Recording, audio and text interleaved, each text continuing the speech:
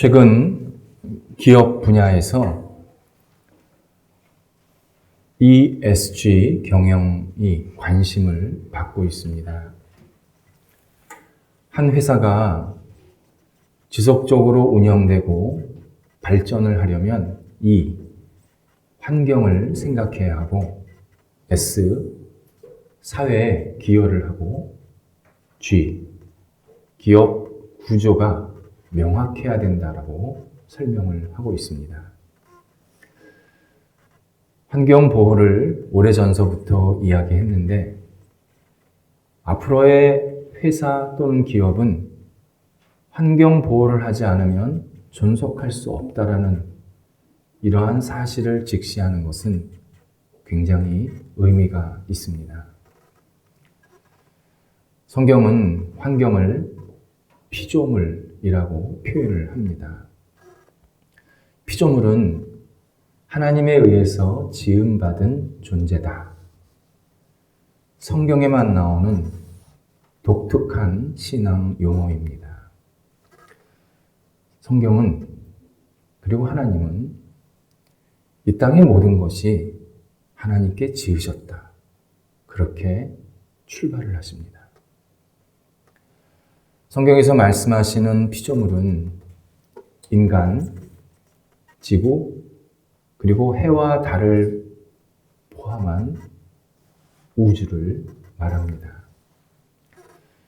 인간 환경을 사람들은 사회라고 말하고, 지구 환경을 자연 또는 피조세계라고 얘기하고, 우주 환경을 천체라고 말을 합니다. 성경은 우리가 관찰할 수 있는 것이나 관찰할 수 없는 모든 것을 하나님께서 만드셨다. 분명하게 우리에게 말씀하고 계십니다.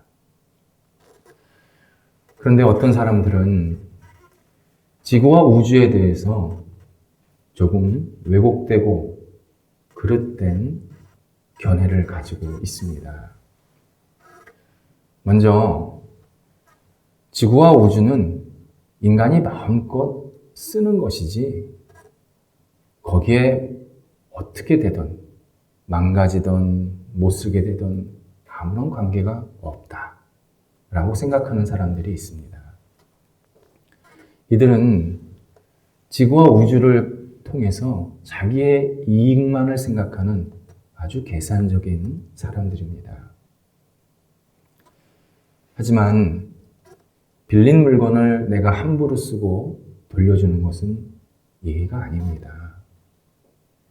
하나님께서 정성스럽게 만드신 이 지구와 우주를 함부로 사용하고 무너뜨리는 것은 하나님께 아름답지 못한, 하나님 보시기에 부끄럽고 죄된 행동인 게 분명합니다.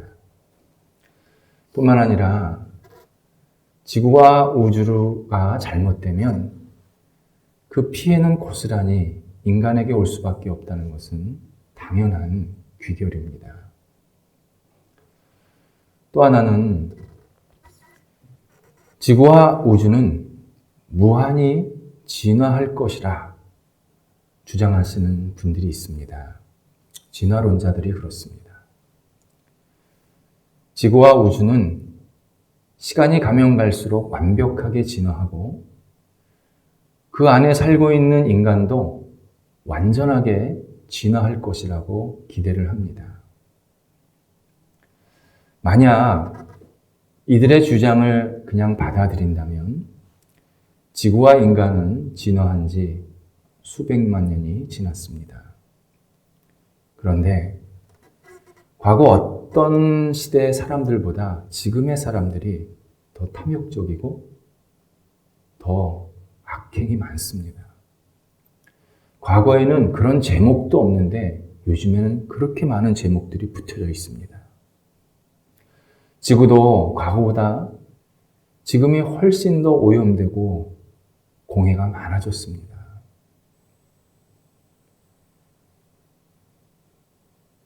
결코 지구나 인간은 완전하게 진화될 수가 없습니다. 오히려 점점 피폐해지고 있습니다. 또 하나는 지구와 우주를 신으로 여기는 사람들이 있습니다. 이런 생각은 무지한 사람들이 하는 게 아니라 지식층들이 굉장히 많이 합니다. 그 중에 대표적인 사람이 세계적인 천문학자였던 칼 세이건이 있습니다. 그는 우주를 모든 생물과 무생물이 있게 하는 어머니와 같은 신이다. 그렇게 표현을 했습니다. 제가 그분의 글을 읽으면서 이게 세계적인 천문학자가 한 말이 맞나? 정말 제 눈을 의심했습니다. 지구와 우주가 너무 오묘하고 다채롭다 보니까 신격화한 것입니다. 하지만 지구나 우주는 사람을 만들 수가 없습니다. 사람은 인격적입니다. 우주는 철저히 비인격적입니다. 비인격적인 존재가 인격적인 존재를 만든다. 이것은 컴퓨터가 사람을 낳는다. 똑같은 얘기입니다. 애초부터 불가능한 존재를 얘기한 겁니다. 모순 그 자체입니다.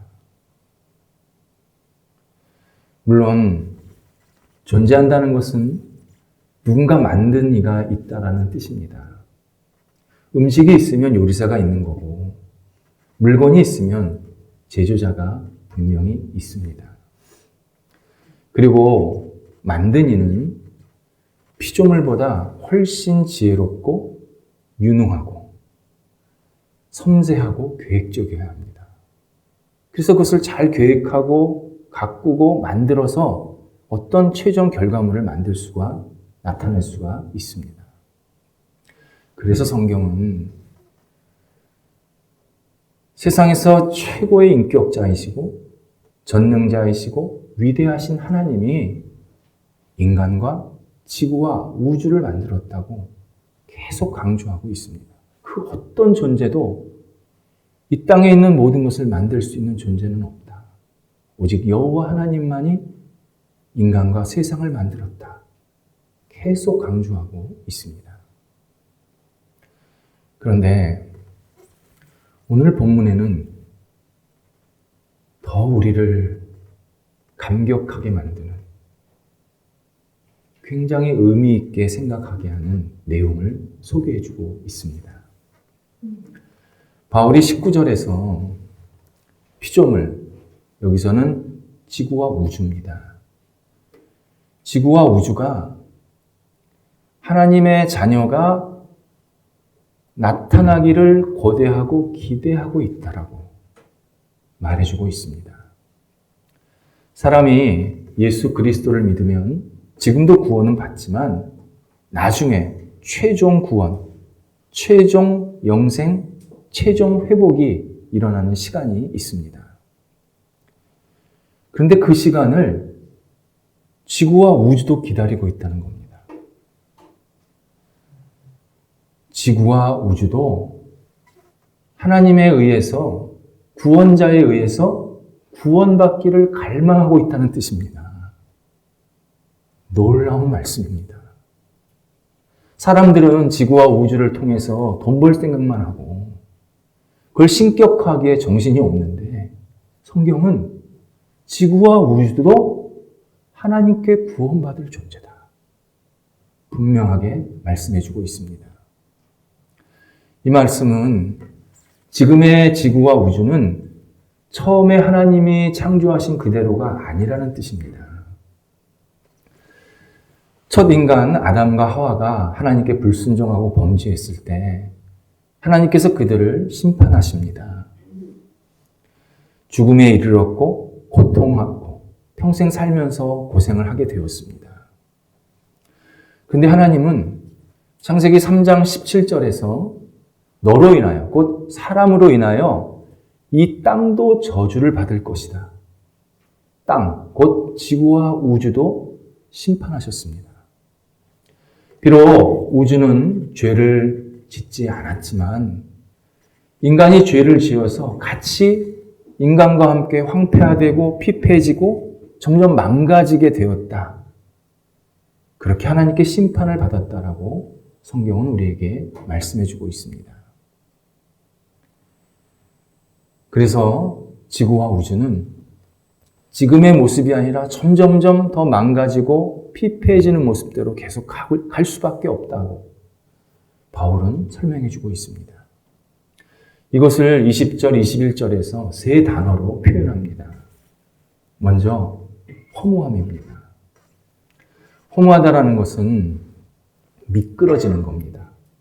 계속 연기되는 겁니다.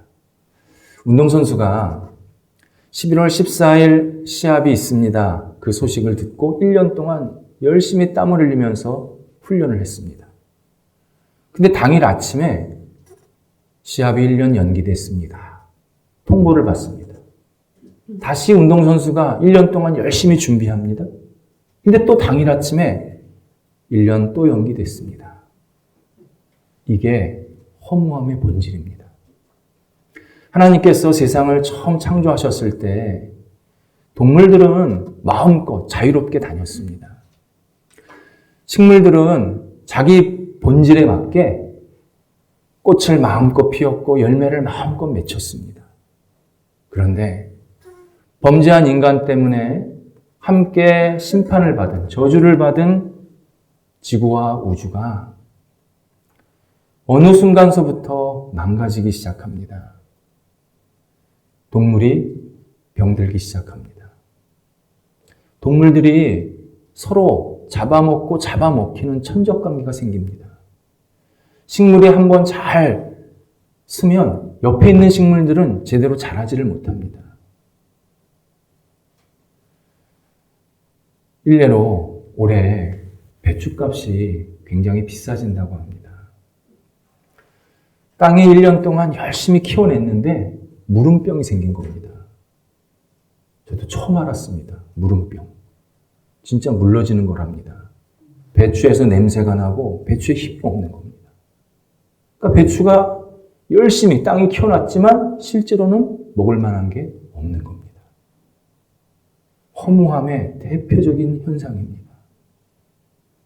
세상에서 땅이, 공기가, 태양이 서로 막 융합해서 좋은 것들을 많이 만들려고 하는데 흉년이 들고 잘못되고 망가지는 일들이 반복됩니다.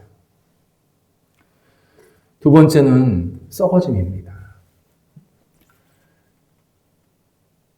모든 생물들이 죽어가고 있습니다.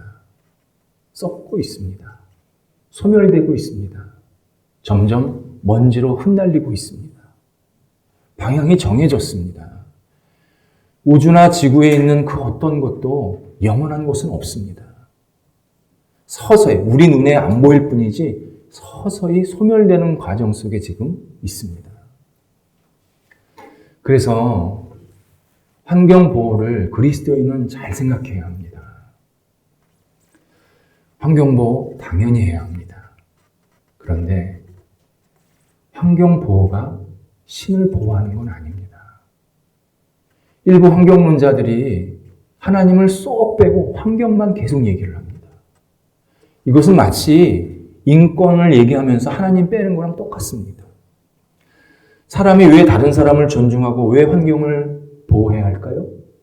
하나님이 만드셔서 보시기에 좋았더라. 그게 근거입니다. 하나님이 만드셔서 보시기에 좋았더라 했기 때문에 우리도 옆 사람을 보기에 좋게 존대해주고 우리의 환경을 잘 보호하는 겁니다. 근데 하나님을 쏙 빼고 환경보호를 얘기하면 우상숭배와 다르지 않습니다. 아무 가치가 없습니다. 하나님의 거대한 계획과 뜻을 우리가 먼저 생각해야 합니다. 세 번째는 종노릇, 이렇게 표현을 하고 있습니다. 지구와 우주는 지금 죽음의 종노릇을 하고 있습니다. 자기 스스로 회복되고 구원받을 능력이나 힘이 없습니다. 그냥 놔두면 계속 죽음의 종노릇, 질질질 끌려다니는 겁니다. 마치 사람이 구원을 받으려면 구원자가 필요하듯이 지구나 우주도 회복이 되고 구원을 받으려면 구원자가 필요하다는 뜻입니다. 자기 혼자 절대 구원받을 수 없다는 뜻입니다. 그래서 예수 그리스도가 우리와 지구와 우주의 구원자가 되시는 겁니다. 사탄이 인간을 유혹해서 범죄하게 만들면 하나님과 인간 사이의 신뢰와 사랑의 관계가 깨질 것이라고 기대했습니다. 실제로 하나님이 범죄한 인간을 심판하셨기 때문에 하나님이 인간을 미워하신다. 이제 인간을 더 이상 사랑하지 않는다. 그런 것처럼 보였습니다. 그런데 심판하기 전에 창세기 3장 15절에서 너를 구원할 구원자를 내가 보내겠다. 약속을 해주십니다. 하나님은 범죄한 인간을 더 긍휼히 여기셨습니다. 더 불쌍히 여기시고 더 사랑하셨습니다. 네가 스스로는 구원 못 받으니까 내가 구원자를 보내줄게. 약속을 하십니다. 그리고 예수 그리스도가 2000년 전에 이 땅에 오신 겁니다. 예수님께서 이 땅에 오실 때 인간만 구원하러 오신 게 아닙니다. 지구와 우주도 구원하러 오신 겁니다. 그래서 성경이 새하늘과 새 땅을 얘기하는 겁니다. 그리스도 안에서. 그리스도 안에서 온 세상이 새하늘과 새 땅으로 변화될 것이다. 회복될 것이다. 구원받을 것이다. 거기에 인간도 포함되고 지구도 포함되고 우주도 포함되는 겁니다. 예수 그리스도는 온 우주의 구원자이십니다. 그래서 지구와 우주 그리고 인간이 구원받기를 탄식하고 있다고 바울이 설명해 주고 있습니다. 탄식이라는 표현 22절에서는 지구와 우주가 탄식을 하고 23절에서는 인간이 탄식을 합니다. 근데 이 탄식이라는 뜻이 굉장히 소중한 뜻이 담겨져 있습니다. 보통 탄식 그러면 너무 힘들어서 한탄하고 한숨 쉬는 그런 생각들, 그런 모습들을 우리가 상상을 합니다. 근데 오늘 본문의 탄식은 정반대의 뜻입니다. 산모가 아기 낳기 전에 애절하게 큰 소리 치는 모습입니다. 산모가 아기 낳기 전에 큰 소리 치는 거, 마음은 짠하지만 기대감 있지 않습니까? 조금만 참으면 새 생명이 나오는 거 아닙니까? 그때 탄식은 그래서 소망의 탄식입니다. 아기를 낳기 전에 큰 소리를 치는데 야, 큰 소리 치지 마. 왜 그래? 아무도 그런 사람 없습니다. 그래, 괜찮아. 조금만 참어. 격려하면서 기다립니다. 왜요? 새 생명이 나오니까. 바로 본문의 탄식이 소망이 가득한 탄식입니다. 그냥 내가 힘들어서 하는 탄식이 아니라 내가 언젠가 예수 그리스도 안에서 구원받을 거다. 그런 기대감이 있는 소망이 가득한 탄식을 인간도 하고 있고 이 지구와 우주도 하고 있다라고 바울이 설명해 주고 있습니다. 특별히 인간이 하는 탄식을 세 사람이 하는 탄식으로 표현을 하고 있습니다. 성령께서 주시는 처음 익은 열매를 받은 우리, 양자 되기를 기다리는 사람, 속량, 곧 구원받기를 기다리는 사람, 이렇게 세 사람이 탄식을 하고 있다고 얘기합니다. 근데 이 세 사람이 한 인물입니다. 예를 들어 처음 익은 열매라는 이 표현이 구약성경 레위기 23장에 나옵니다. 집에서 텃밭을 가꾸시거나 어릴 때 이제 밭에 식물을 심어 보신 분들은 잘 알 텐데요. 밭에서 식물이 나면 뭐가 제일 먼저 열리나요? 확인이 되시나요? 똑같은 식물 중에서. 불가능합니다.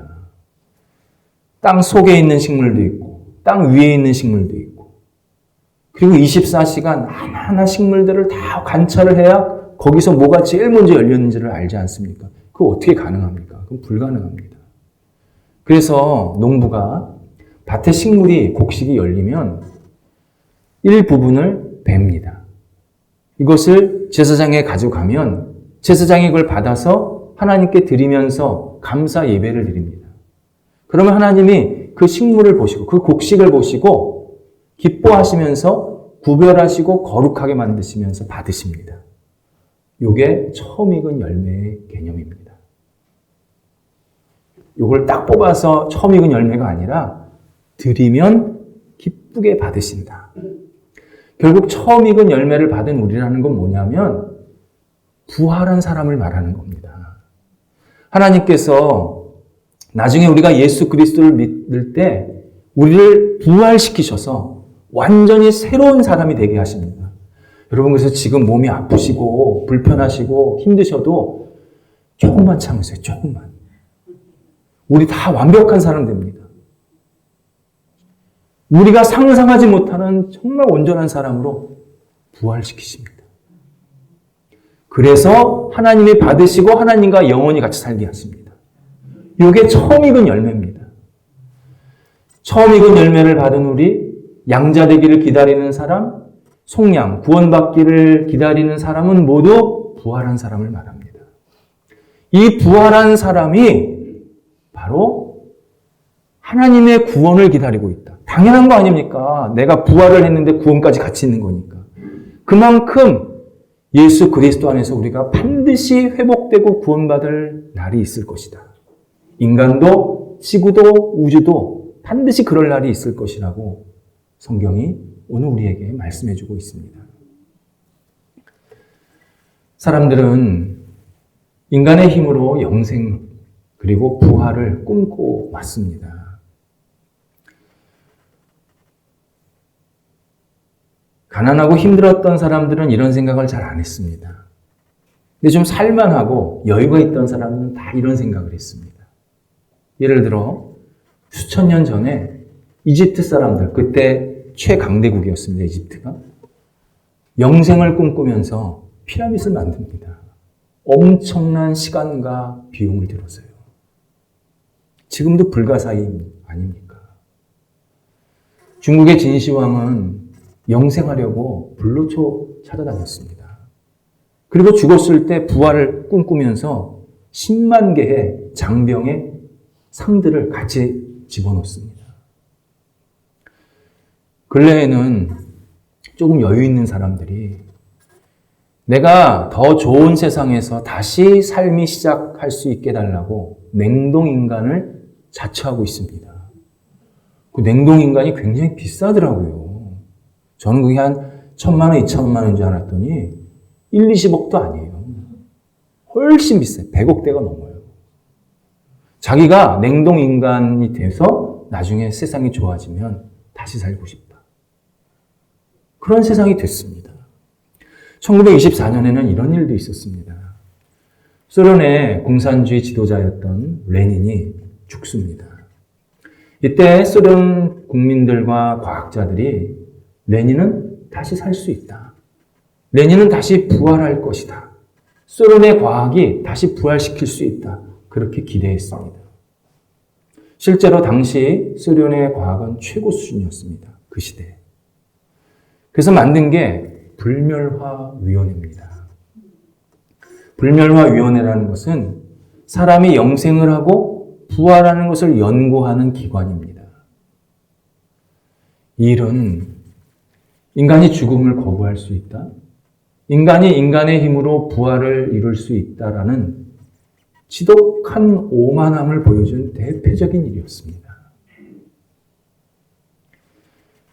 레닌이 시신을 관에다 보관을 했는데 며칠 지나지 않아서 시신이 부패하기 시작합니다. 이때 총책임자가 당국에 이런 건의를 합니다.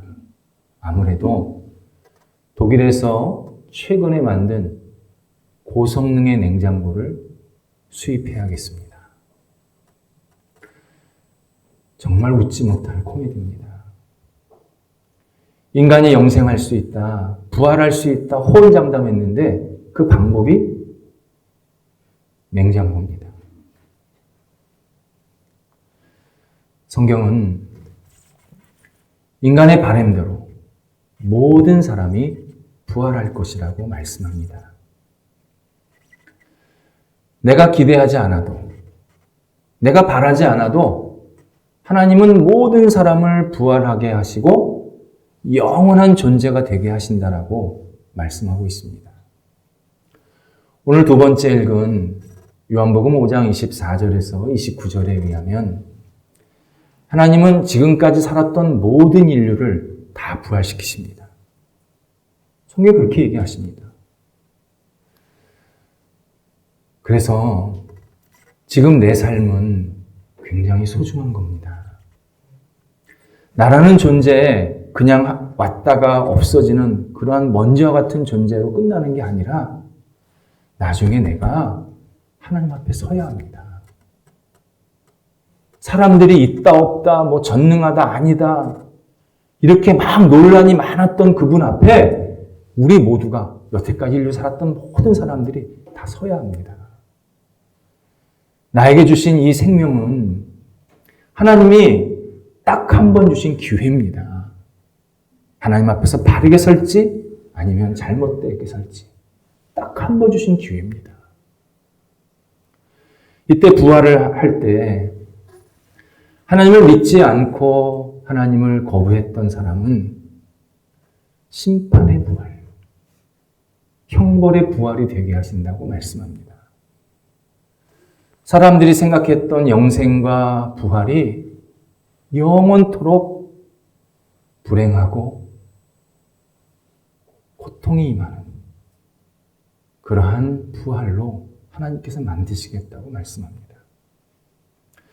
반대로 하나님을 믿고 의지한 사람은 생명의 부활, 상급의 부활이 되게 하셨다고 약속하십니다. 29절에 선한 일을 행한 자라고 표현되어 있는데 이 선한 일은 도덕적인 선함이 아니라 하나님을 믿고 의지한 그것을 선하다고 표현을 하신 겁니다. 그런 사람은 반드시 생명, 영생의 부활, 기쁨과 감사로 영원토록 살아갈 수 있게 만드시겠다고 하나님께서 분명하게 우리에게 말씀해주고 계십니다.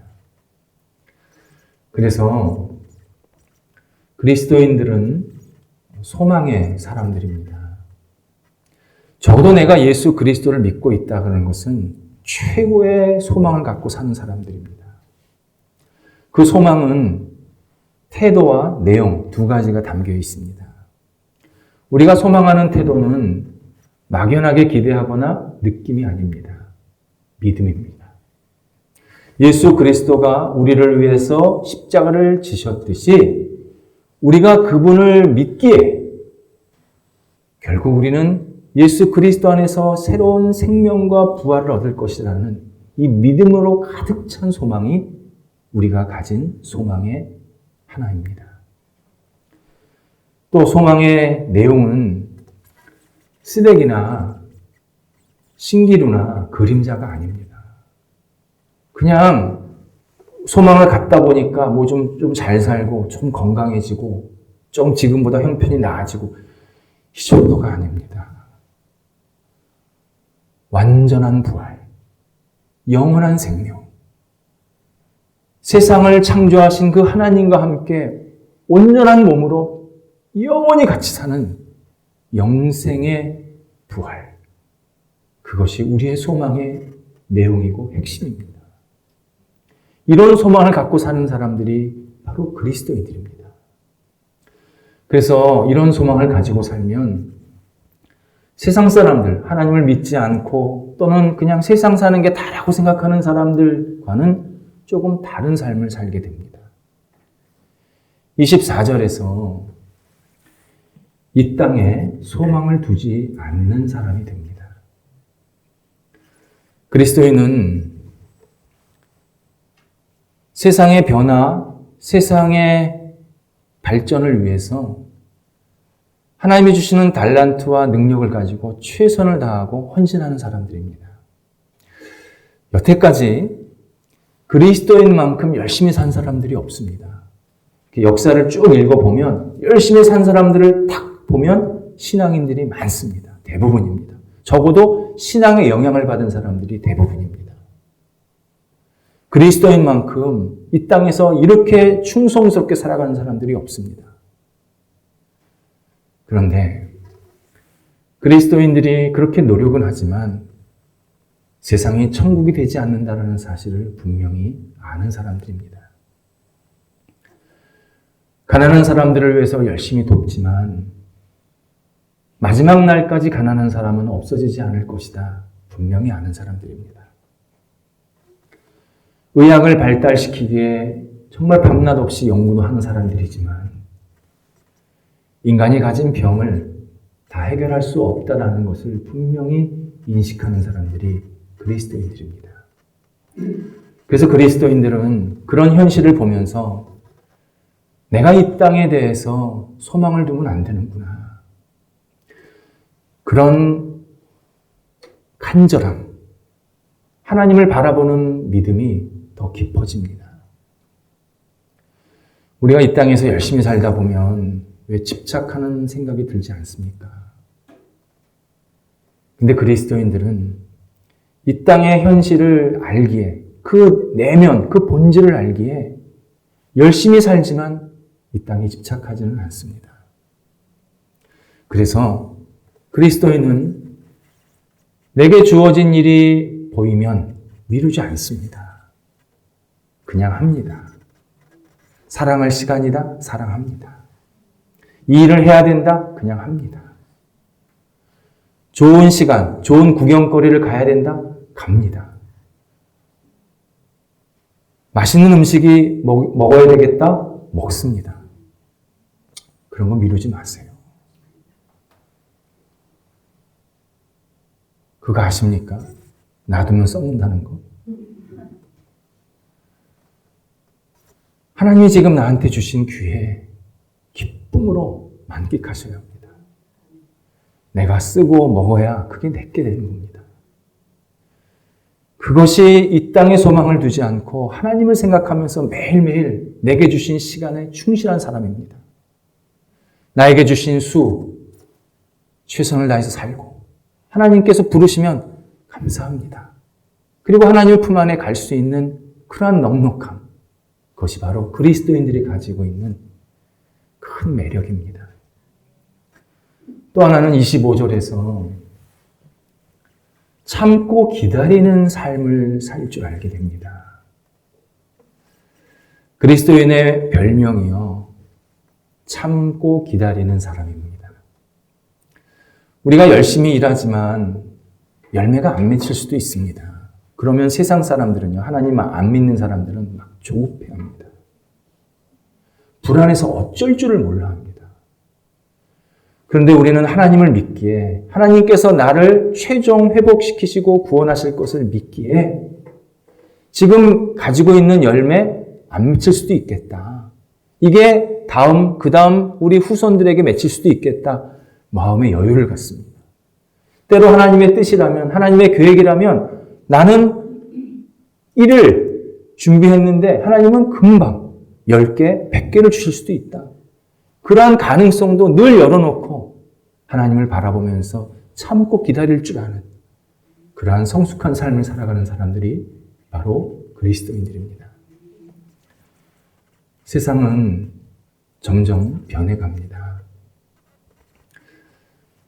저보다 더 오래 사신 분들은 제가 이런 말을 하지 않아도 너무너무 실감을 하실 겁니다.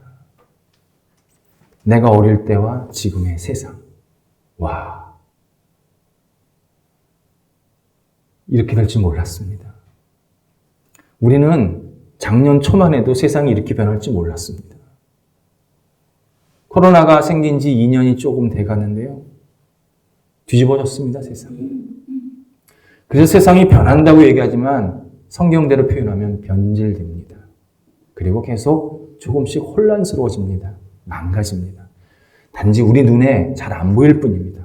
서서히 혼란스러워집니다. 근데 그리스도인들은 이런 상황에서 같이 흔들리거나 혼란스러워하지 않습니다. 이유는 히브리서 13장 8절에서 어제나 오늘이나 동일하신 영원한 예수 그리스도를 믿기 때문입니다. 우리가 믿는 분은 시류에 따라서 왔다 갔다 하시는 분이 아니라 우리의 기준으로 어제나 오늘이나 앞으로도 계속 동일하신 그 예수 그리스도를 믿고 그분만을 의지하고 따르기에 세상의 혼란 속에서도 세상의 어려움 속에서도 조금도 흔들리지 않고 담대하게 그리고 기쁨으로 우리의 삶을 살 수 있습니다. 무엇보다 우리가 예수님을 잘 믿어야 예수님 안에서 지구와 우주도 구원에 함께 동참합니다. 내가 예수 잘 믿는 게 지구와 우주, 동물과 식물을 사랑하는 첫 번째 시작입니다. 내가 예수를 잘 믿으면 내 옆에 있는 동물도 식물도 이 우주도 이 지구도 예수 그리스도 안에서 다 함께 구원의 잔치에 참여하는 회복의 시간이 있게 될 것입니다. 하나님께서 우리에게 그러한 새로운 회복 그리고 영원한 구원 그리스도 안에서 허락해 주실 것입니다.